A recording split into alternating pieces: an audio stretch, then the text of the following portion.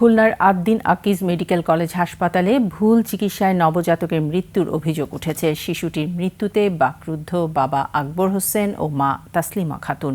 নবজাতকের মৃত্যুর জন্য চিকিৎসকের অবহেলাকে দায়ী করলেও হাসপাতাল কর্তৃপক্ষ বলছে তা সঠিক নয়। শেখ জুয়েলের ক্যামেরায় খুলনা প্রতিনিধি আশরাফুল ইসলাম নূরের তথ্যে ডেস্ক রিপোর্ট।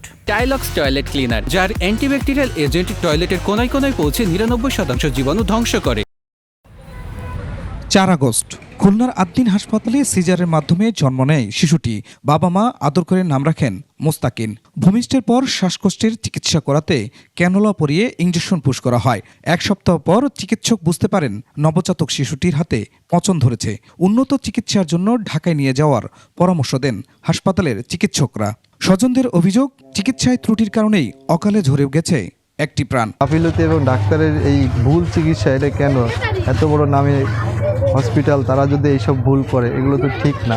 এই সিস্টারকে ক্যানোলা পড়াইছে আর কি করছে, সব এর সুষ্ঠু বিচার চাই আমরা। ক্যানোলা পড়াইছে, মাংসে দিয়ে দিয়েছে, শিরায় না দিয়ে, এইটাতে ইনফেকশন হয়ে আমাদের বাচ্চার হাত নষ্ট হয়ে গেছে। ওরকম অযোগ্য সিস্টার ডাক্তার ফারানা করিম আজ যে সিস্টারকে দিয়ে কাজ করছে, এদের জন্য শাস্তি হয়। এদিকে মোবাইল ফোনে অভিযোগ অস্বীকার করেছেন হাসপাতালের ব্যবস্থাপক মোহাম্মদ হোসেন আলী।